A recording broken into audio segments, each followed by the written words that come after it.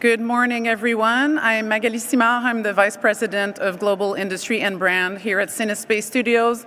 On behalf of all my colleagues here at the studio, we are delighted to welcome Minister David Piccini, our partners from government, our industry leaders, crew members, and members of the media. We are proud this morning to host you here at Cinespace. We're the largest film and TV studio operator in Ontario. We're one of the biggest stages right now. Across our campuses in Toronto, some of the biggest productions in North America and the world have made their home right here, from The Handmaid's Tale, Reacher, Law & Order Toronto, MasterChef, The Shape of Water, Umbrella Academy, Welcome to Derry, Frankenstein, and so many more. Our buildings are great, no doubt, but nothing without what really matters powers them. It's about the performers, the crews, the technicians, craftspeople, hair and makeup artists, drivers, assistants, production teams, and countless others whose talent and hard work make Ontario one of the world's absolute greatest places to create. This is why today's announcement matters. We are grateful to the Minister for being here today and for his commitment to supporting the people at the heart of Ontario's entertainment industry. I will now turn it to my industry colleague, Cynthia Lynch, the Executive Director of Film Ontario.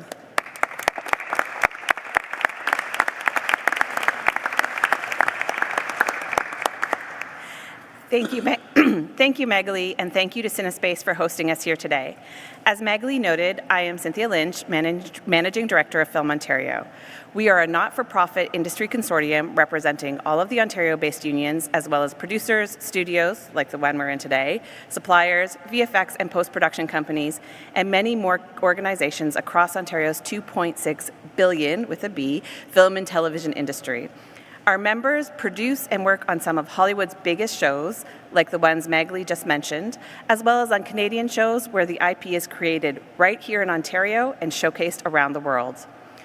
Over the past few months, many of our members have been recognized here at home and internationally, including 3 Oscar wins for the creative talent behind Frankenstein, and, of course, for their work on the global phenomenon that is heated rivalry. On behalf of Film Ontario, I would like to express our appreciation for this government's continued support of the film and television industry at a critical and uncertain time for the sector. I would also like to thank Minister Piccini and his team for the time they have taken to listen to the industry and act on our concerns. Today's announcement is a much appreciated reflection of the work that they have done. We look forward to an ongoing collaboration with the government as we continue to work together to make sure our sector remains competitive, resilient, and positioned for long-term growth. It is now my pleasure to pass things over to Tova Small of TAMAC.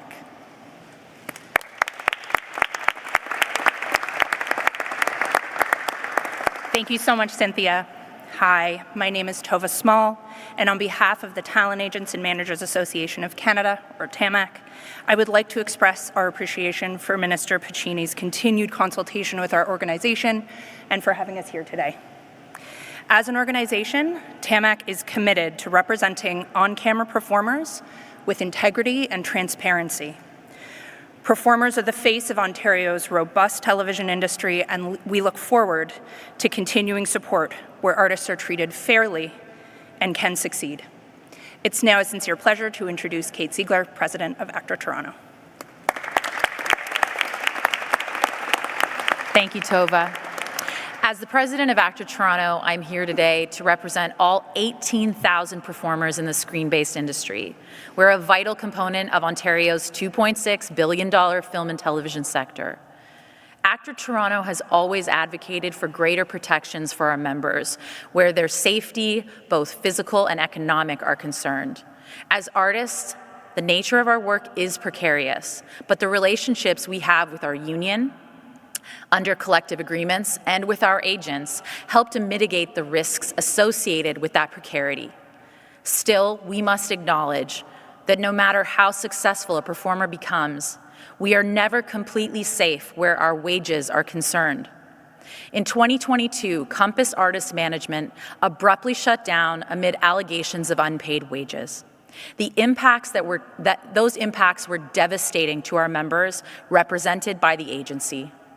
What we learned is that dozens of our members had been victims of a tragic case of wage theft. We raised the alarm with the government and asked them to support Ontario's performers and institute guardrails and protections that complement the work of the union, where protecting performers is paramount. It's what we do at Actor Toronto. I also want to acknowledge the agents who have always done right by their performers. Any regulatory changes put in place will be a reflection of the standard you've always held. Everything as a performer is based on relationships, ones where trust, care, and respect are essential.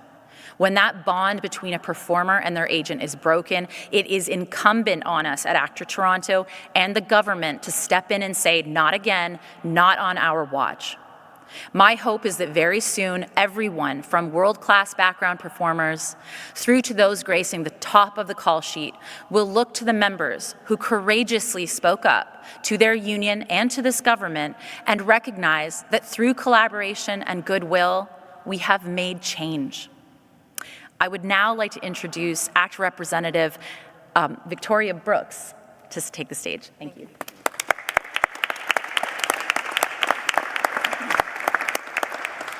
Hello, my name is Victoria Brooks, and I am a performer, a worker, and a proud member of Actor Toronto. Today, we come together to support and protect performers, especially those who are most vulnerable and precariously employed, especially background performers, often on a roster of thousands in a business that has gone the way of communication by auto-reply as increasingly impersonal. Our hope is to bring the human element back to our business. Far too often, performers are at the mercy of the business practices of agencies, and agencies, for the most part, have excellent business practices. But it's the bad apples that make this regulation necessary. At the end of the day, performers, workers, agents, and the Government of Ontario all want the same thing: Ontario talent working and supported by fair practices. This is a huge step in that direction. I will now ask ACTRA performer and extremely talented actor Kevin Hancher to come to the podium to share a few more words.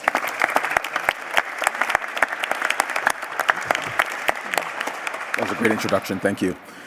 I just want to give a little bit of context as to how we all got here. When I talk to people about this industry for the first time, the question inevitably arises, how do you get an agent? And I try to explain that it's often a bit of a chicken and egg scenario. One generally needs a body of work to get an agent, while at the same time one needs an agent to procure a certain type of work. I was fortunate enough to have a mutual coming together with my first agent, which made our relationship more family-like than business-like. For over 2 decades, we worked together to build a career and a relationship based on trust. Unfortunately, in the latter days, her brother came along and exploited that trust and goodwill in order to abscond with an obscene amount of money and the money of dozens of other actors under the umbrella of his newly formed agency. Due to the way that talent payments are made, no one is immune to being robbed by a dishonest agent should they choose to withhold a performer's hard-earned cash. The simple fact is that productions send your pay to an agent, the agent cashes that check and removes their commissions, and then the balance is sent to the performer. As Kate, our president, said, most agents are wonderful. They respect their actors by paying them fully and promptly. Unfortunately, the fact remains that the process as it stands leaves us vulnerable, and we cannot have something like this ever happen again, ever. And we thank Minister Piccini for addressing this issue.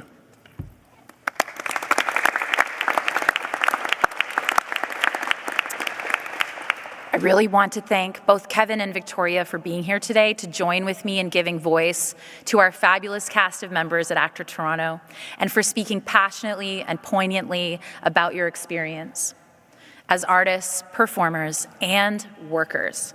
Speaking of workers, I would be remiss if I didn't extend our collective thanks to Minister Piccini and his staff, to Minister Khanjin and the Government of Ontario. I truly and sincerely want to thank you on behalf of all of Actor Toronto, our staff, and our members. You have a commitment from me personally, on behalf of our entire union, a willing partner to see this through. Thank you. And I would now like to call on Alistair Hepburn, National Executive Director of the Directors Guild of Canada. Good morning, everyone. Thank you for the invitation to be here today. It is genuinely meaningful to stand here at this moment. It's been a long time coming. And for a long time, workers in the creative sector in this province have been asking for something quite simple: fairness, transparency, and the basic assurance that when they do work, they will be paid properly and on time. We're here today because of thoughtful collaboration, sustained advocacy, and a willingness to listen. And I do want to take a moment, again, to recognize Minister David Piccini, Ontario's Minister of Labour, Immigration, Training and Skills Development, and his dedicated staff. What stood throughout this process was his commitment to hearing directly from people, not just organizations, but individuals like Kevin, like Victoria. Performers who shared their experiences openly and at times quite personally. Those stories mattered. And to his credit, he took them seriously and carried them into this policy work. I had the privilege of working on this file closely in my previous role alongside ACTRA members who were clear, consistent, and determined in calling for change. Their advocacy and their willingness to speak up helped bring us to this point. It's also incredibly important to recognize the leadership shown by TAMAC, the Talent Agents and Managers Association of Canada. Their voluntary code of conduct has, for many years, set an incredibly high standard within this industry. In many ways, it actually helped pave the path for what we are seeing today. At its best, this is a partnership. Creative workers, agents, and producers all play essential roles in a system that depends on professionalism and trust. Across the screen-based industry, many creative professionals, including DGC members, rely on agents as part of their working lives. Stronger, clearer standards benefit the entire ecosystem. Ontario's screen sector continues to grow and evolve. If we want that growth to be sustainable, it must be built on trust. Trust that agreements will be honored, trust that money will flow where it's supposed to, and trust that the system works for everyone. Minister, on behalf of the broader screen industry, thank you for your leadership, your partnership, and your commitment to getting this right. It's now my honor to welcome Minister Andrea Khanjin, Ontario's Minister of Red Tape Reduction, to the podium to share a few words. Thank you.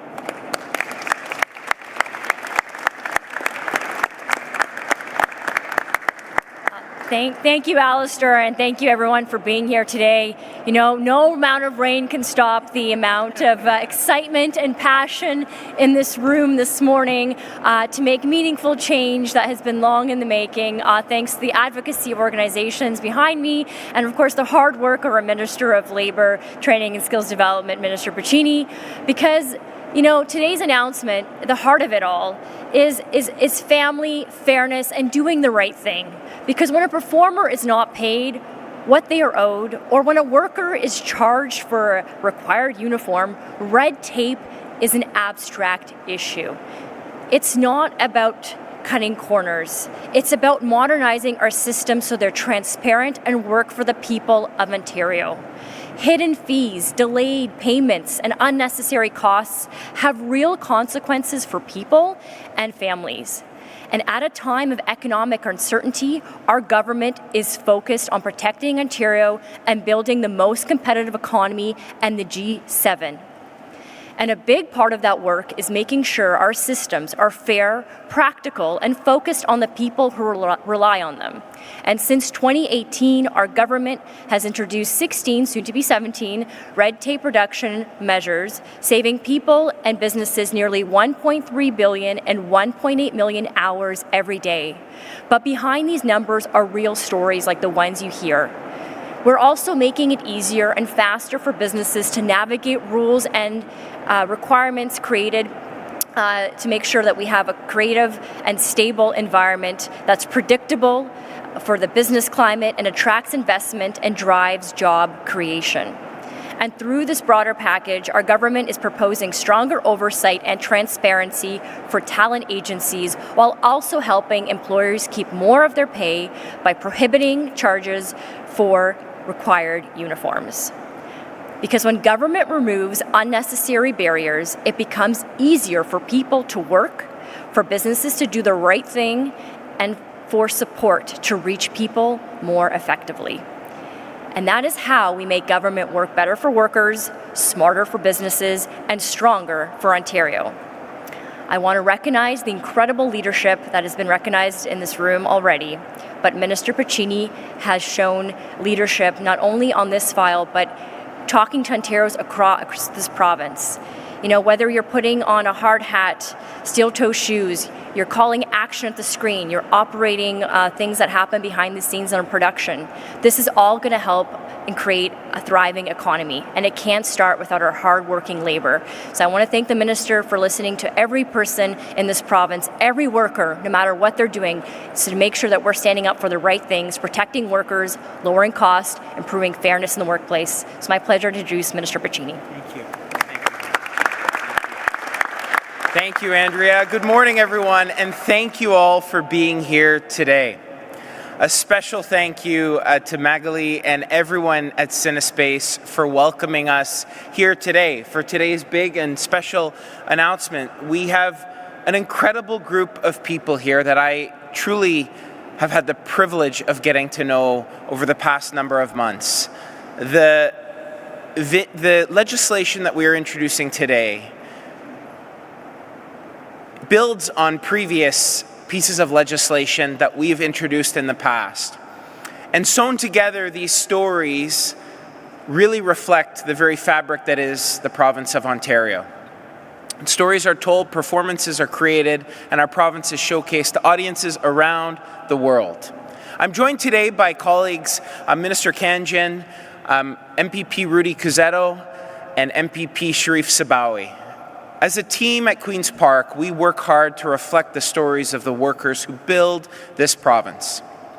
Studios like the one we're in today don't just produce content. They support thousands of good jobs and anchor an industry that is a major contributor to our economy, generating more than $26 billion annually. But here's what I've been hearing when I sit down with the people who actually make this industry run. The system doesn't always treat them fairly. Performers who complete the work, who brought the role to life, wait weeks or sometimes months for a paycheck. And sometimes they're just never paid at all. In one case, a talent agency shut down overnight, leaving more than 60 performers stranded, left owing cumulatively well over $600,000, and I think into the millions, to be fair. Last year, I had the opportunity to sit down with a number of these actors to hear their story. This is the very best that this province has to offer. They tell our story as a nation. They bring our stories as a people to life. And the stories I heard were heartbreaking. And it's not a one-off. That's what happens when there are no rules. Workers pay the price. Right now, talent agencies in Ontario are unregulated. No requirements for how they handle performers' money. No deadlines for when they have to pay. For an industry of this size and importance, that's simply not good enough. Our province is a global destination for film and television production because of our talent, our infrastructure, and our reputation. We have the best performers and entertainment workers in the world, full stop. And clear, transparent rules don't just protect workers, they protect their paychecks and strengthen the reputation, making Ontario an even more attractive place for productions to invest, to grow, and to create good-paying jobs. The good actors in this industry, and there are many, as was said today, TAMAC and so many others, they want a level playing field, rules to ensure everyone is playing fair, rules that they abide by, and a high standard that they have set in this industry. And that's why today I'm proud to announce that our government will soon introduce new legislation that would, if passed, improve fairness, transparency, and accountability in the entertainment industry. Through a new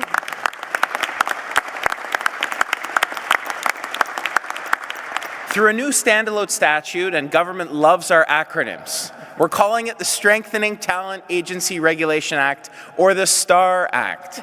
We would deliver practical protections that performers have been asking for.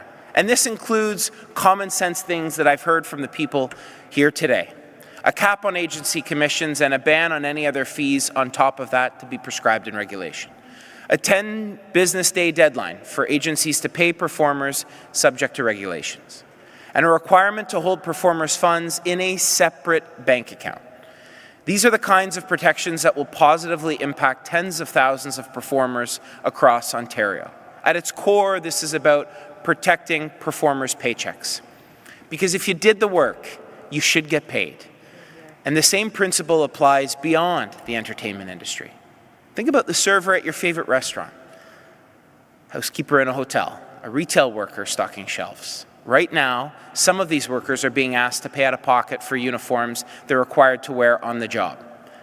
Clothing they can't use anywhere else. While some corporations make record profit, their workers are being asked to pay. And no one should have to pay to go to work. In some cases, the cost of a uniform is upwards of $50, $60, $80, some cases over $100.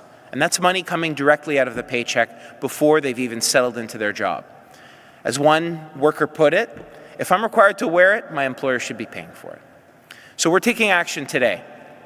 I'm also proud to announce that our government will soon be introducing changes to the Employment Standards Act that would, if passed, protect workers' paychecks by banning mandatory uniform charges by large employers that take money out of their pockets. Because no one should have to worry about paying for their uniform when starting off their job. And this is going to help an estimated 100,000 people across Ontario, putting more money back in their pockets. In closing, both of these changes come down to the same idea and same principle. Fundamentally, that work should pay. To every worker who's ever had a cost deducted from their paycheck that they didn't ask for, this government, we see you, and this legislation fixes it. I'm honored to be here today at CineSpace Studio, alongside some of Ontario's best creative professionals. It's actually really thrilling for me because many of them I've seen on TV. I enjoy going, whether it's the theatre in my hometown of Port Hope, the capital, or going to enjoy a nice night out with the family and to see our stories as a society and as a country brought to life on screen. To continue to foster that creativity and that talent that we all love as Ontarians, as Canadians, we need to better protect that talent. And I want to thank the many people who are here today. You know, there's so many, I'd be remiss, if I started listing them all, but everybody here behind me has had an instrumental pen in drafting this legislation, in drafting our STAR Act. These proposed changes are part of a broader package we'll be introducing in the coming days to continue to deliver on our government's plan to protect workers and make Ontario the best place to live, work, and raise a family. As we face continued uncertainty in the global world today, Ontario and Canada really stand as a beacon of stability. And that stability is predicated on protecting the workers of this province. And the stories that our nation tells is predicated on the incredible talent that tell it. And I'm honored to stand alongside them today to protect them. I'm honored to stand alongside them today to make sure that their hands have a pen in drafting the STAR Act. Thank you all for your collaboration. It's been a privilege to work alongside you, and under Premier Ford's leadership, the Government of Ontario will continue to take meaningful steps to protect the workers of our great province. Thank you all for being here today.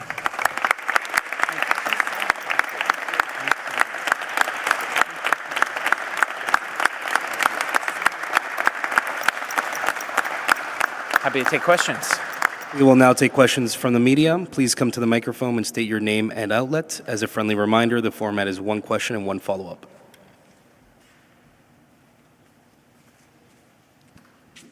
First question.